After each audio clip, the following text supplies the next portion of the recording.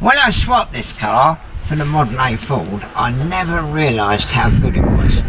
It's such an original car, 1924, and it makes life so much easier when it's got the original carburettor. It's never been messed about with. The original dynamo, everything on it, even those clips are the original clips. The hoses are gone, but I use the original clips. They are the spark plugs that it came with. So we took it all to pieces, and we looked at the crown, we looked at the big ends and the mains, and it was all lovely. But main thing was getting all the dirt out. We got all the dirt out and put it all back together again, as I said, with new piston rings that we made ourselves. We even cleaned up the cylinder head gasket and put it back. So the gasket that's on there, I mean, I don't know how old it is, but it was the one that was on it when we got it. I got a very nice young woman that does leather stuff for Timothy mainly, but anyway, she made me a new fan belt for it. It had a leather fan belt and it was knackered, but anyway, she made me a new one that works like a charm. It's got this lovely original cutout, its original fuse box, and its original come to me in a minute. Autovac. It's not an autovac, because autovac is English and it's a French autovac. And what it does, I'll come round there. What it does, it takes vacuum from the carburettor up there, and causes a vacuum in there, and it's got a sort of float thing in there. And this is the main pipe coming from the petrol tank. So it sucks the fuel up. This fills up with fuel, and that is it. So that is like the fuel pump, but done with an autovac, which is very useful, because if everything goes wrong, you can take that little screw out with a little funnel, you can fill that up with petrol, and you can get home on that. Obviously, depending on how far home you are, you'd have to keep filling it up, but it's a good thing, that, and it works like a charm now. I took it all to pieces, and it has to have various bits, have to be really airtight, so I had to put on O-ring and things in it, but it works perfectly now, so that's good. The engine is 2.2 litre side valve, so it's not a tiny engine, and as you can see, it's got the Magneto, which is there. It's got a Morelli Magneto, which might not be original. I had to make new couplings, we had to make that, and that is the dynamo. And the dynamo, when we took it to bits, was like new inside. It's amazing, really. It's an amazing car. The exhaust system, the silencer is the original silencer. It's got like cast ends with a bolt through it, and it's original. I mean, I wouldn't be surprised if the exhaust is original, but I know the silencer is original. Very solid. I've found that cars that come from the south of France, they tend to have a load of dust on them, but no rust. And so the engine we've gone through now. So now let's have a look inside. If I get inside here, and you come round here, old cars tend to have the starter motor very badly mounted, but as you can see, that's absolutely beautiful. So when you press the starter,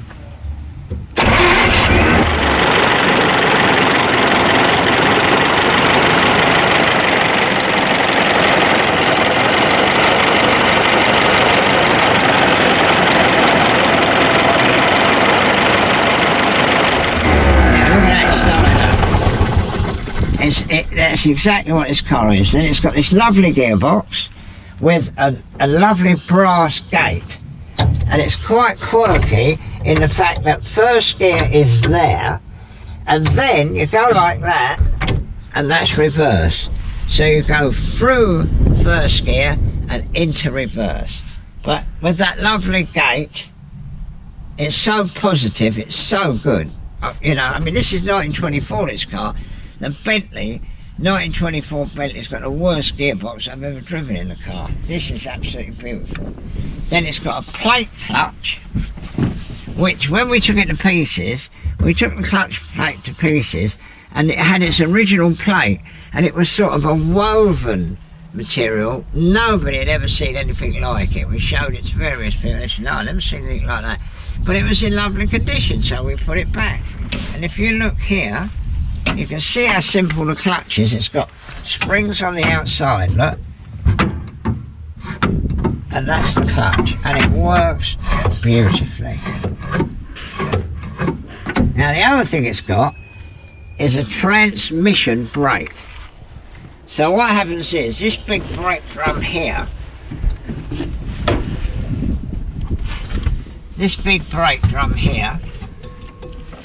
that is the transmission brake. And I put new linings on that, but so that works on the foot brake. And if you look at the mechanism, it's really good. That is the mechanism for working the foot brake. Obviously the stoplight switch is not original, but you know, I insist on that. So what you do to adjust it, you lift this up. Right, so then you screw that like that. And that adjusts the foot brake, which obviously is putting shoes on it in there.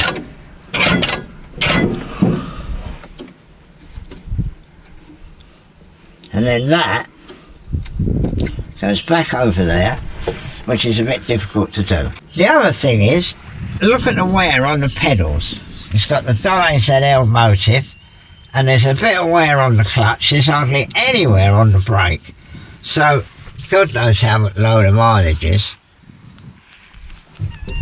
But anyway, so that's the brake. That is the transmission brake. But the handbrake works the rear brakes. And it works good. You know, I mean, it don't stop like a modern car, but it's pretty good.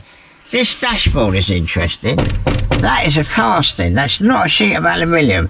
It is actually a casting. So it's been cast, and then somebody in France, in Donai-Zedel, scraped it. That's how it's got that finish. That's a scraping finish. Very much you find that on Bugattis all over. They had all the castings scraped, or very often most of them. This is the original chassis plate. And also underneath is the original supplier. So that's the original chassis plate, and that is the supplier. And I think it was supplied in Strasbourg. Let's have a little look. Yeah, that's it. 16 Boulevard Strasbourg 16, whatever that means. And that is the name of the man obviously who had the garage. So that's a lovely bit to have. Lovely instruments, works beautifully, and the clock, you wind it up and set it, and it works perfectly. I don't know what the time is. Must be getting on for 4 o'clock, I should think. About there, I would say. And that works like a charm. Now this side, this is interesting. It hasn't got an oil pressure gauge, because obviously being drip feed, you know, it doesn't have a pressure fed crankshaft. So it's got what they call, this is the flow gauge that I was just mentioning. So it hasn't got an oil pressure gauge, so you know that something's happening. And what I'll do, I'll start it up briefly and you'll see what happens. It's quite clever really, because it certainly draws your attention. You'll see that it'll go from red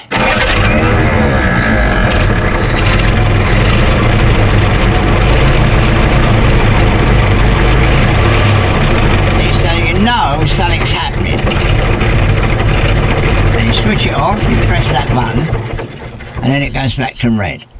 So it's not a pressure gauge, it's a flow gauge, which is a very good thing. The condition of the steering wheel, look at that lovely steering wheel. No cracks, nothing. Again, low mileage, lovely little things here. This is the advanced and retired for the Magneto, and it's got a very nice little ratchet, which you can hear, and then this one speeds it up. And when you're actually going on a straight road, you can actually use that like a cruise control. You just put it up there and it bowls along beautifully. This is a choke. That's the hooter.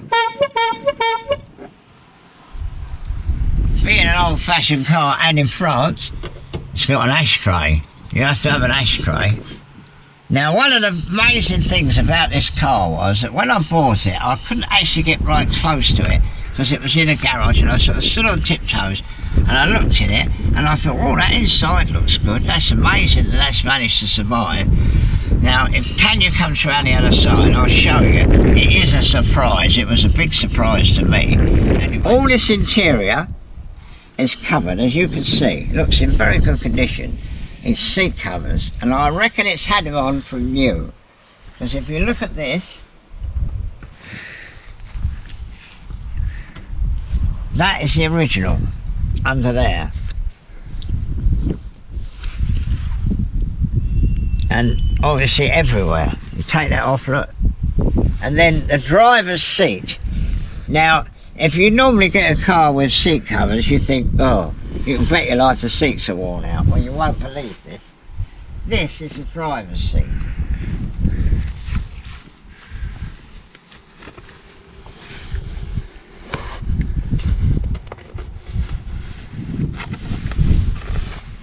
How about that then?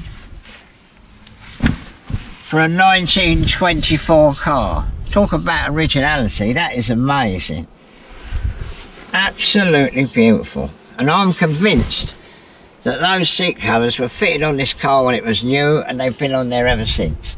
The rear seat, I took the covers off and put them in the washing machine because I did my granddaughter's wedding with this car, and I thought, well, if she gets a mark on her wedding dress, she ain't going to be very happy. So that's the bit I washed. The windows are like if you're in a train.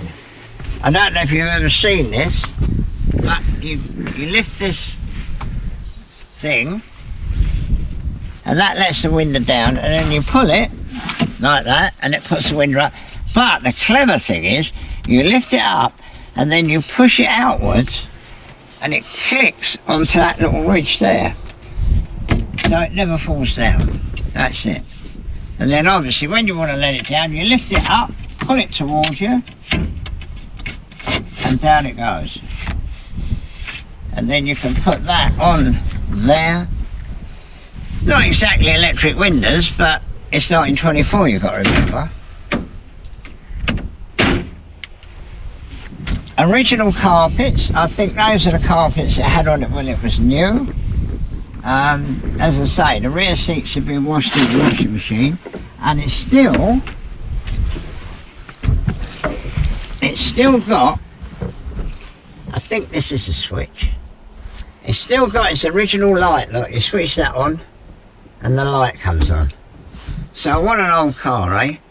All original underneath. I mean, you could take all that off, but you know, it's been on there since 1924, I reckon.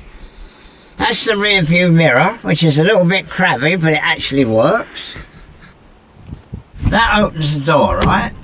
But if you're worried about the door opening, look, it's got this, which locks it.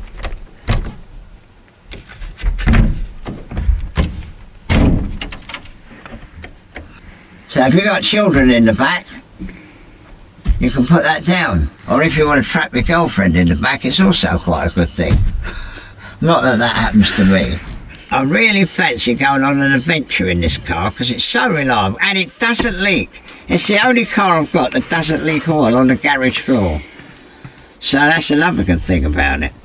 But I really fancy going on an adventure with it because the man whose wife owned this car is still alive, and I went on a rally in France and she was there. Lovely old lady. She was driving a funny old Peugeot, her and her sister, and they were flying along. But anyway, I couldn't talk to her because I can't speak French, but my mate speaks French. And he said to her, oh, Ivan has bought your husband's old Donnet-Zedel, he said, and he's got it going and it's all running nicely. And if he comes down to the south of France, we'll come and see you and take you out for a ride in it. He says all this in French, I didn't know what you're saying. So anyway, so that was that. So anyway, we finished up in a very nice cafe like you do in the south of France, next to the water and the yachts and everything. And we had the meal and everything, and this lady wasn't on our table, we were all spread out. Anyway, when she left, she put her head round the door and she looked at me and she said in English, don't forget. So I really feel that I've got to go down to the south of France. Now obviously I can put it on a trailer, take it down to the south of France. But a couple of years ago I went to the south of France in my Sunbeam Tour Alpine, and my granddaughter put on my sat-nav, she cut out all the motorways, so it was only side roads. To be honest, after a couple of days I got fed up with it and went on the motorway and went down to the south of France. But it was really good, poodling through the little towns, stopping at very nice restaurants at lunchtime, staying in nice little hotels, and of course, although the old Sunbeam Tour is not exactly like this, it still caused quite a lot of interest. Everybody said, "Oh, is that a Jaguar?" No. Very rarely did anybody know what it was. Now I really fancy doing that in this. 2 weeks to the south of France, nice hotels, 60 miles, 100 miles a day, perhaps. I think it would be really, really good. So there we are. I might finish up doing that, especially if I can find a nice lady to come with me. But anyway, that's another story. So this is more or less the Donnet-Zedel. I don't think there's anything much else to say. You can't open that door. There's no door that side because the spare wheel's there. So it is a bit of a pain sliding across, but you know, when you think the car's nearly 100 years old, you've got to put up with a bit of aggravation. So there we are. I've never tried moving any of these things, you know, because if you move that, it would just, well, now look, it's disintegrated, and all I've done is touched it. So I haven't touched any of that. I think it's a wonderful old car and a real, very well-designed cars. Because not all old cars are well-designed. I mean, that lovely starter motor works like a charm. The gearbox works like a charm. The clutch works like a charm. And the engine starts, when we move the cars out of there first thing in the morning, this is always the easiest car to start. Touch the start and it's going.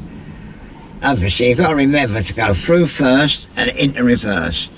But bloody good old car. So there we are, really. This is my life. I don't know anything else. I've always been interested in cars, and when I find something that's as original as this, I understand how important it is, because no matter how clever you are, if you ain't got all the original bits, you can never rebuild a car as good as it was rebuilt originally. But anyway, it might be a load of old chat, and a lot of people might be bored, but there will be people who understand what I'm talking about. So anyway, don't forget to subscribe.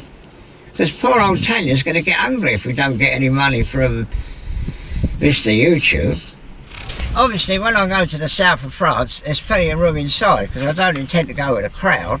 But you can have a lovely box on the back of here, and I've actually got a lovely box, so you can fill that up. But this is another interesting thing. Obviously, it hasn't got a petrol gauge. So you have a dipstick.